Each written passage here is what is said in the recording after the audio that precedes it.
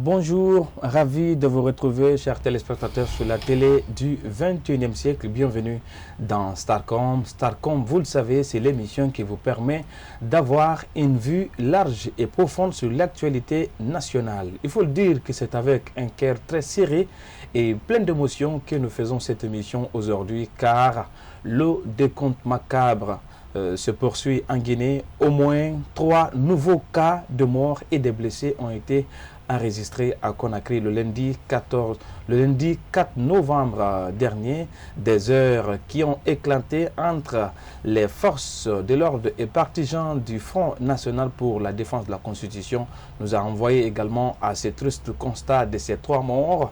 Alors, on se pose la question dans cette émission, comment expliquer les tensions du lundi 14 novembre à Bambeto, ici à Conakry? Dans quelles circonstances ces jeunes ont-ils trouvé la mort? Ce sont entre autres des questions que nous tenterons de répondre avec notre invité du jour, qui n'est autre que monsieur l'honorable Ben Youssouf Keïta, député à l'Assemblée nationale sur la bannière de l'Union des forces démocratiques de Guinée, UFDG, un parti membre du Front national pour la défense de la Constitution, FNDC.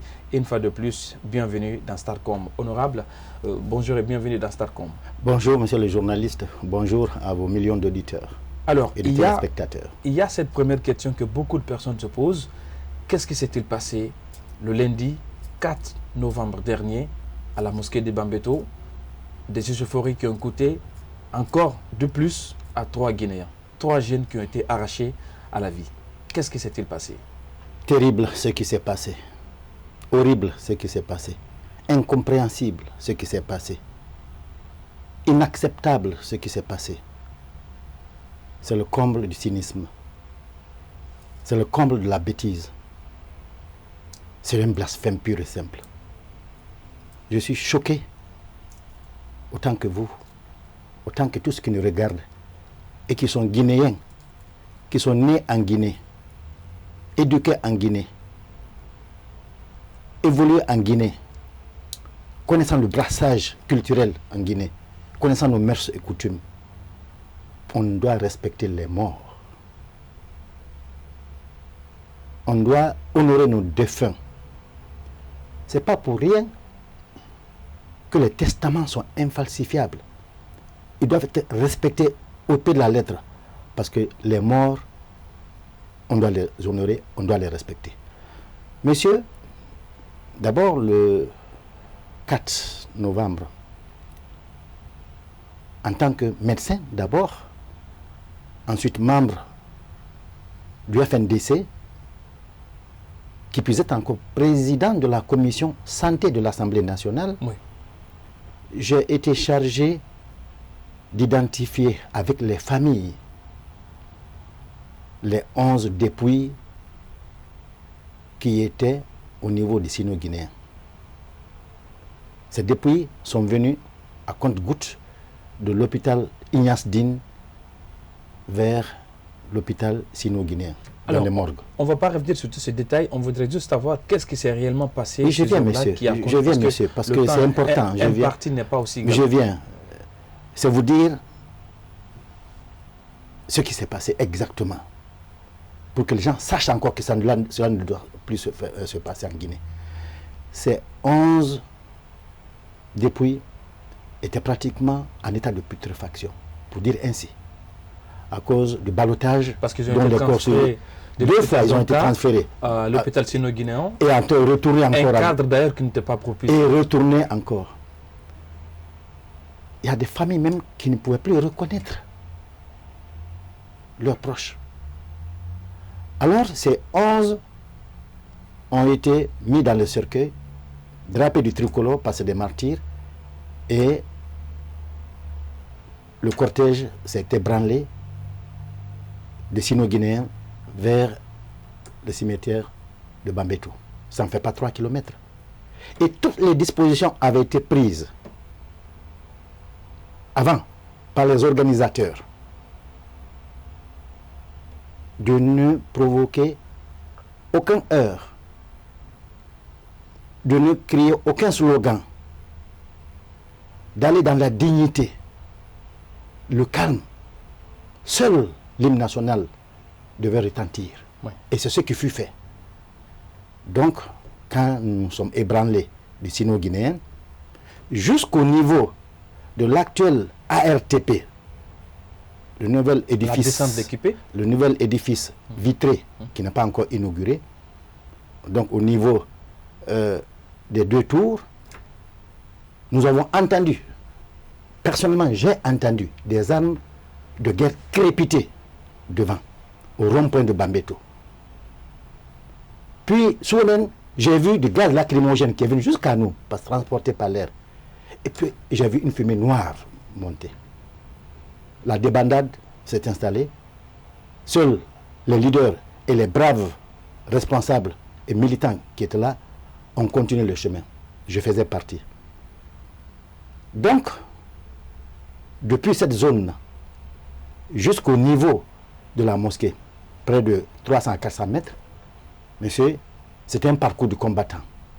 Les armes crépitaient par-ci par-là, les bombes lacrymogènes éclataient par-ci par-là, et c'est dans ce brouhaha que le cortège s'est ébranlé encore jusqu'au niveau de la mosquée. Alors, si vous permettez, nous avons un élément de reportage que nous avons réalisé à l'occasion de ces violences qui ont quand même conduit à la mort de 3 jeunes Guinéens arrachés à la Hage. On va suivre cet élément de reportage qu'on a dénommé la marche du chaos, fait par Habib Thiam de la rédaction. On suit ça, on revient juste après. Parti de l'hôpital sino-guinéen, très tôt dans la matinée, la marche funèbre du Front National pour la défense de la Constitution a viré au cauchemar à Bambeto, avant même la prière sur les corps. L'opposition, qui espérait enterrer dignement ses 11 victimes fauchées lors des manifestations précédentes, s'est vue confrontée aux forces de l'ordre tout au long de la journée du 4 novembre 2019. Ce qui se passe aujourd'hui en Guinée, aller enterrer nos corps qui ont été victimes de la sauvagerie, la barbarie de nos forces de l'ordre. Allez les enterrer. On vient aujourd'hui encore, ils tirent sur d'autres personnes et ils tuent d'autres. Ils prennent de l'eau chaude pour lancer. Nous ne sommes pas contre le professeur Alpha Condé, mais nous sommes contre ce système. Un système qui tue, un système qui assassine ses citoyens. Je pense que ce n'est plus un système, il ressemble aujourd'hui à Bokassa. Un État qui veut ressembler à un État normal ne peut pas se comporter de la sorte. On peut ne pas avoir de la compassion pour ses concitoyens, mais à tuer 11 citoyens, le plus âgé n'a que 27 ans, et que réellement qu'on empêche que les gens, que ces citoyens aient réellement un enterrement digne. Je trouve combien de fois cet État n'a pas de respect et de considération vis-à-vis de son peuple. La marche funèbre a enregistré de nouvelles victimes et plusieurs autres blessés. L'intensité des accrochages rappelle le grand fossé qui existe désormais entre une frange de la population guinéenne et le régime du président Alpha Condé. Pour la plupart des marcheurs de ce lundi 4 novembre 2019, c'est le désarroi.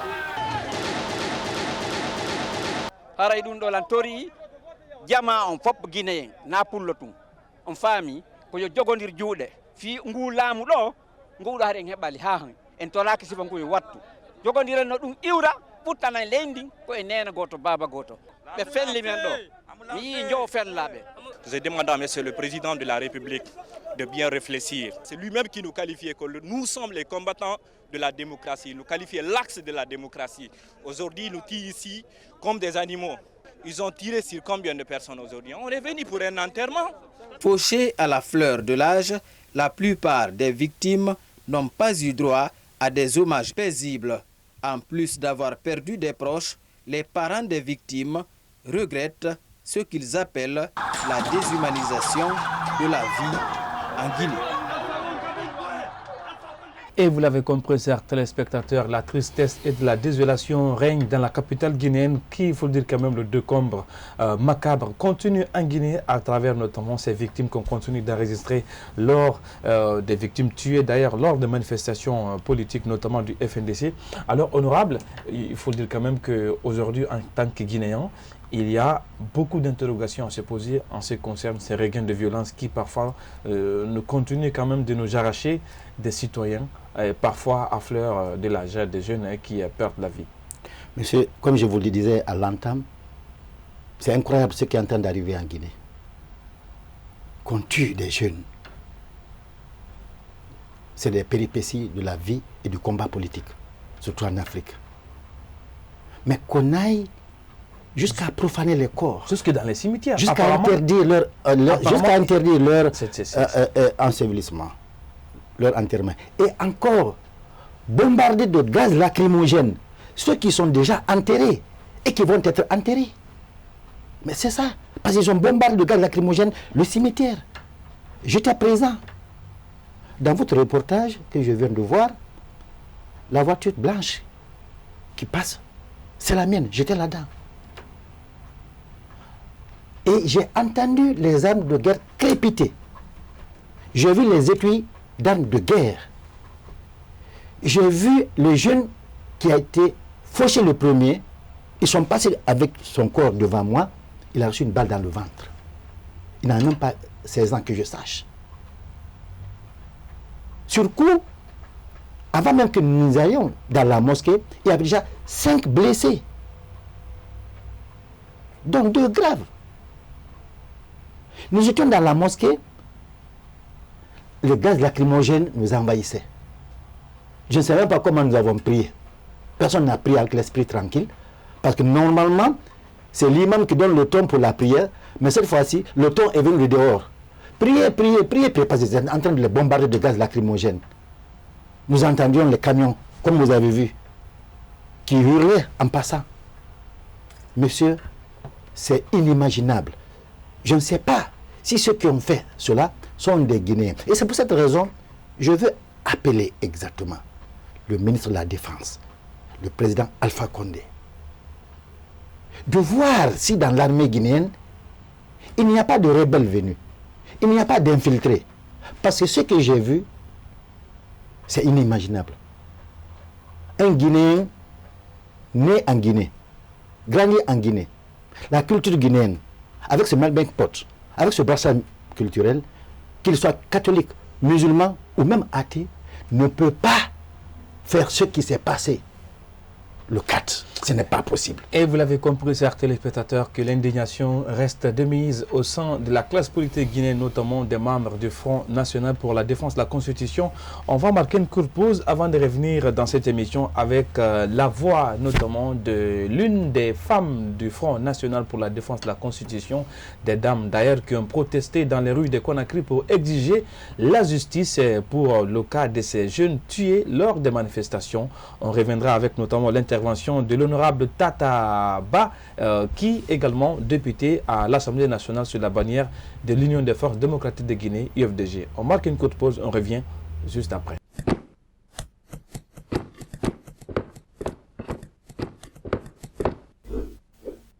La vision Star 21 TV ambitionne d'être le reflet des sociétés guinéennes et africaines.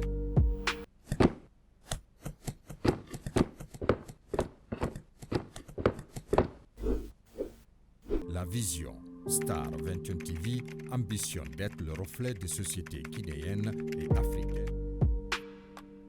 Merci, chers téléspectateurs, de votre constance et également fidélité renouvelée à cette télé, la télé du 21e siècle, Star 21 TV. Je rappelle que dans cette troisième partie de l'émission, nous revenons sur cette déclaration faite par le ministre Mokhtar Diallo, ministre de la Jeunesse, dans une émission de la place qui suscite des réactions au sein de la société civile guinéenne. C'est le cas de la plateforme des jeunes leaders pour la démocratie et du développement qui a d'ailleurs fait une sortie dans la presse pour menacer de saisir la justice afin d'ouvrir une enquête contre le président des NFD pour ses propos tenus sur une radio de la place. Il est en ligne, Monsieur Ibrahima Aminata Diallo, président de la plateforme des jeunes leaders pour la démocratie et le développement. Monsieur Diallo, bonjour et bienvenue dans Starcom. Oui, bonjour, vous allez bien? Alors, Monsieur Diallo, la première des questions quand même que certains Guinéens se posent, qu'est-ce qu'il y a-t-il de grave dans ces propos du ministre Mokhtar Diallo? Je rappelle, il est ministre de la Jeunesse, mais également président du parti NFD. Y a-t-il de grave dans ces propos? Ok, Ok, merci d'abord pour l'appel. Je vais commencer par dire d'abord qui est Mouktar avant 2018. Oui. Et vous savez que Mouktar a appartenu à l'opposition républicaine pendant 7 ans. Alors, le temps qu'il a fait avec l'opposition républicaine, il n'a jamais levé le petit doigt pour parler des manifestants armés. Et toutes les sorties médiatiques des différents ministres, notamment l'avocat général de la République, l'avaient fait, mais ils n'ont jamais dit qu'ils savent ce qu'ils détiennent. Ils ont plutôt incriminé les manifestants sans preuve, sans avancer des preuves, mais aussi en dédouanant les forces de sécurité. Mais lui, il incrimine en donnant des preuves. Cependant, il appartenait à cette opposition républicaine. C'est ce qui a amené notre indignation. Et nous demandons des comptes à M. Mouktar en tant que ministre de s'expliquer, et tout en invitant le ministre de la Justice de se saisir de ses propos. Parce que toutes les enquêtes qui ont été ouvertes dans notre pays relatives, n'est-ce pas, à des différentes manifestations, à différentes tueries dans notre pays, rien n'a été, ça n'a jamais abouti. Donc aujourd'hui, il devient une piste pour nous, en tant qu'organisation de défense des droits de l'homme, de la société civile guinéenne, pour qu'il y ait lumière sur ces différentes tueries, parce que tous ceux qui ont été tués par balle. Cela est connu de tout le monde, mais à travers les propos du ministre Mouktar, je pense que c'est des propos qui devraient interpeller tous ceux qui sont épris de justice dans ce pays, pour qu'on combatte ensemble l'impunité qui est en quelque sorte érigée en règle dans notre pays. Alors, Monsieur Diallo, je rappelle que vous êtes le président de la plateforme des jeunes leaders pour la démocratie et le développement, notamment les jeunes leaders de l'Axe. Alors, mais quand même, vous savez quand même que le plus souvent, on fait état de l'existence des jeunes, entre griffes, loupards au sein des manifestants. Est-ce que vous occultez le fait qu'il y a également au sein de ces manifestants des récalcitrants ou des loupards qui parfois se livrent à des actes un peu plus non recommandés par rapport notamment à la loi? Bon, écoutez, toutes les manifestations qui sont organisées dans notre pays, s'il y a une volonté politique pour encadrer conformément à la loi, autorisée, notamment avec l'information bien sûr à l'avance, 72 heures avant, on a tous constaté que ces manifestations se déroulent de façon pacifique. Mais il faut d'abord aller chercher l'origine de ces violences. Qu'est-ce qui amène, s'il y a des loupards ou pas. Le problème, ce n'est pas là. D'abord, c'est le fait de nier un peu ou bien de bafouer toutes les libertés fondamentales, notamment celle de la liberté de revendiquer qui est consacrée par notre Constitution à son article 10. C'est cette violation. Et les jeunes de cette zone manifestent leur indignation souvent face à cette malgouvernance endémique que nous avons connue, parce que ce n'est pas une fatalité, cette pauvreté dans laquelle nous sommes en train de vivre. Certes, dans les manifestations, il y a certains, c'est une aubaine pour eux, quand il y a manifestation, des petits délinquants que nous appelons dans notre jargon des petits délinquants qui se livrent des fois à des actes de vandalisme que nous-mêmes nous reconnaissons. Mais ce n'est pas pendant les manifestations que cela se fait. C'est souvent après les manifestations ou quand il y a opposition, oui, ou bien on interdit les manifestations et que les jeunes veulent manifester. C'est en ce moment que les forces de sécurité en découlent avec eux, et surtout quand les chefs des forces de sécurité ne respectent pas le principe du maintien d'ordre, notamment le principe de proportionnalité, de l'impartialité et de la neutralité. Malheureusement, ils continuent à faire irruption dans les concessions des différentes, notamment des citoyens. Paisiblement, ils font irruption et ils font tout sauf le maintien d'ordre. Donc le cas dont vous énumérez, vous évoquez, on ne peut pas nier qu'il y a des jeunes parmi certains qui viennent dans cette zone qui est géographiquement et qui est connue que c'est une zone où beaucoup profitent. Ce n'est pas propre à l'Axe. Quand il y a manifestation, il y en a qui s'infiltrent pour profiter. Mais si toutes les manifestations, comme celle qui s'est passée le 10 juillet 2018 avec les forces sociales et le 24 passé, le 24 octobre avec le FNDC et bien sûr avec le retour du président de la République, on n'a pas arrêté de violence. Je pense que c'est parce qu'il y a une volonté politique, il y a le respect de la Constitution, il y a le respect de la loi. À l'instant même, dans Starcom, le président de la plateforme des jeunes leaders pour la démocratie et le développement, M. Ibrahima Aminata Diallo. Alors, M. Diallo, la dernière question, vous parlez d'exigence par rapport à l'ouverture d'une enquête. Quels sont vos chances d'aboutir? Parce qu'on sait quand même qu'en Guinée, comme vous l'avez rappelé, il n'y a jamais eu de suite en ce qui concerne l'ouverture des enquêtes. Est-ce que, quelle pourra être notamment votre approche pour faire aboutir vos démarches?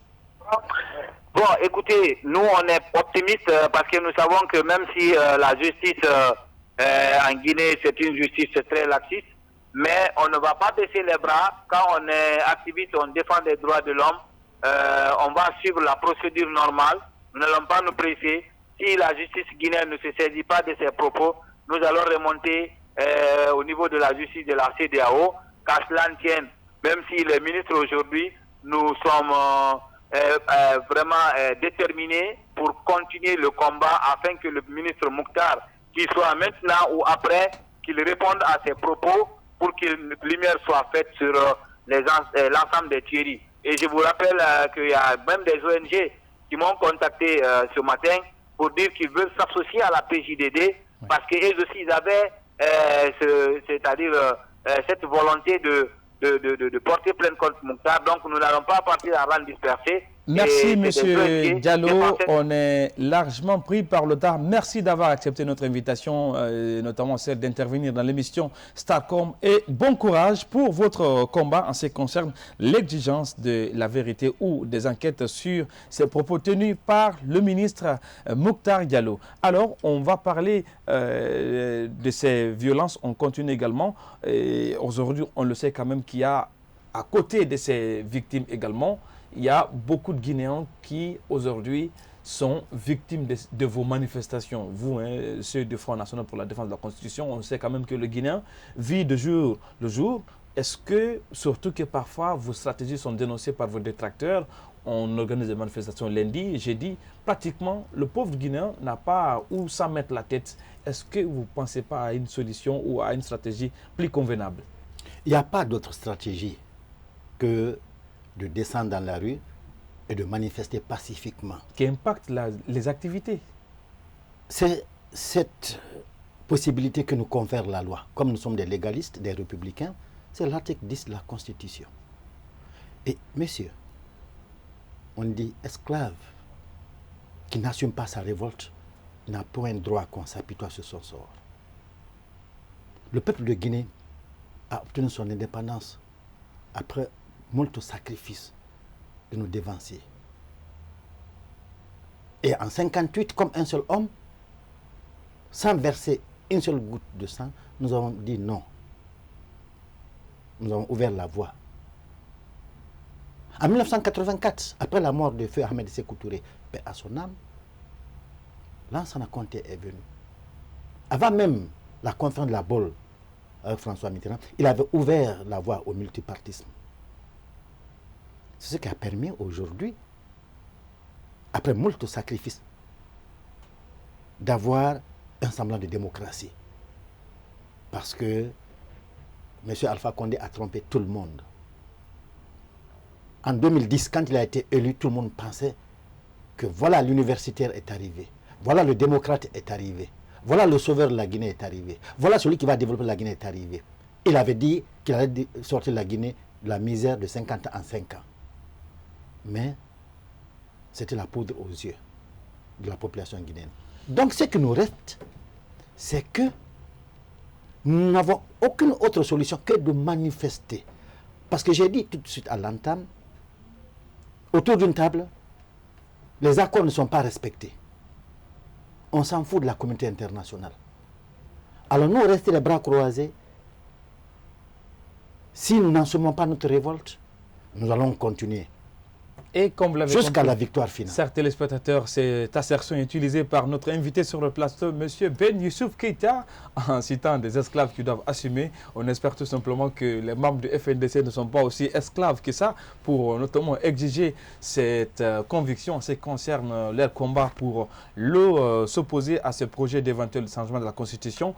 On marque une courte pause avant de revenir vers la dernière partie de cette émission consacrée à cette réception grandiose qui a été réservée par les partisans à la cause d'une nouvelle constitution à l'honneur du professeur Alpha Condé, président de la République, au retour d'une visite prolongée du côté des États-Unis et pourquoi pas en Russie. On marque une courte pause, on revient juste après.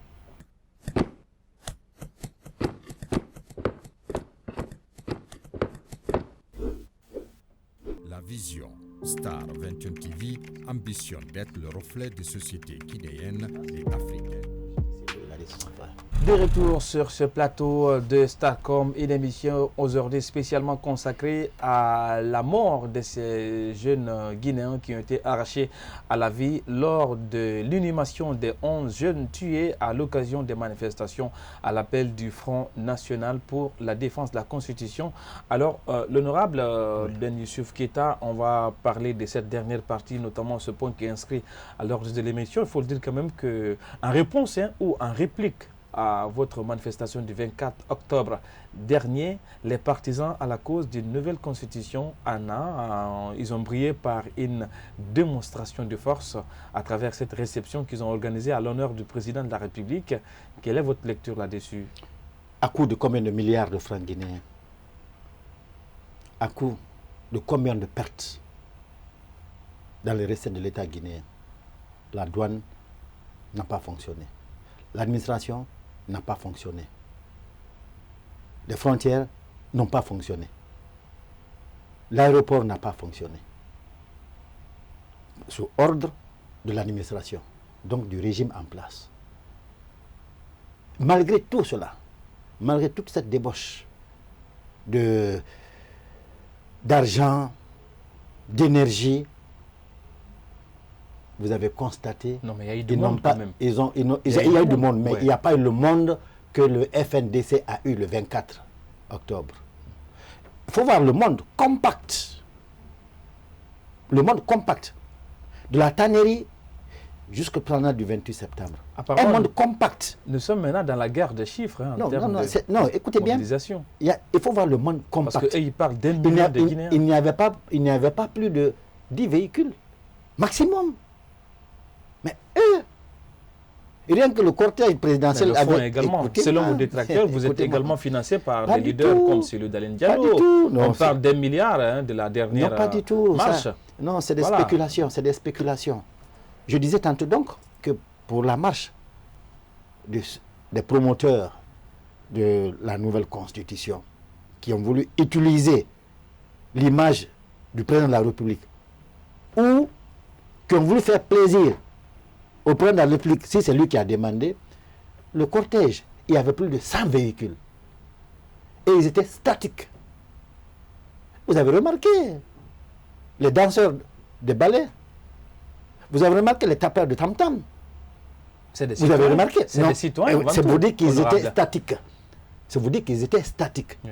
Donc c'était facile de dire, après, à part de moi que nous sommes dans un régime, un État, hein, un parti État, il est facile de dire à tel chef de quartier ou à tel responsable, parce qu'ils sont tous du régime, de dire sortez de la population à coût de millions de dollars et de s'arrêter pour occuper telle portion, pour qu'ils sortent. Et vous avez remarqué même, l'administration, tout le monde, croyez-vous que tous les travailleurs... C'est le chef de l'État quand même, c'est le président de la République. Mais c'est le président de la République. Ceux qui se sentent concernés, ce n'est pas le président de la République qui a été accueilli, c'est le président du RPG Arc-en-Ciel qui a été accueilli. Parce que si c'était le président de la République, on aurait fait un communiqué officiel appelant tous les Guinéens. Il y a eu des notes circulaires dans les départements. Tous les Guinéens, on aurait appelé tous les Guinéens à venir réceptionner. Mais il n'y avait pas de raison parce que le président n'a obtenu, aucun titre, il n'a obtenu aucun trophée. Il n'a rien obtenu pour la Guinée. Oui, pour vous, hein, parce que voilà, en Russie, il a obtenu quoi? Il a un parcours et le jeu. D'accord, mais en Russie, il a obtenu quoi? Alpha Condé a été le seul président guinéen, président de la commission de l'Union africaine. Le Rwanda, à travers Paul Kagame, a décroché de la Russie la construction d'une centrale nucléaire. Il est sur le coup. À but civil. Si M. Alpha Condé avait décroché cela, ou un peu plus... La Chine, il vous envoie combien de milliards de dollars? Écoutez bien, c'est un prêt. Voilà. Et puis c'est étalé en plusieurs années. Alors, il n'était pas allé pour ça. On l'aurait accueilli à bras ouverts. Malheureusement, de ce discours manqué du président de la République lors de cette réception.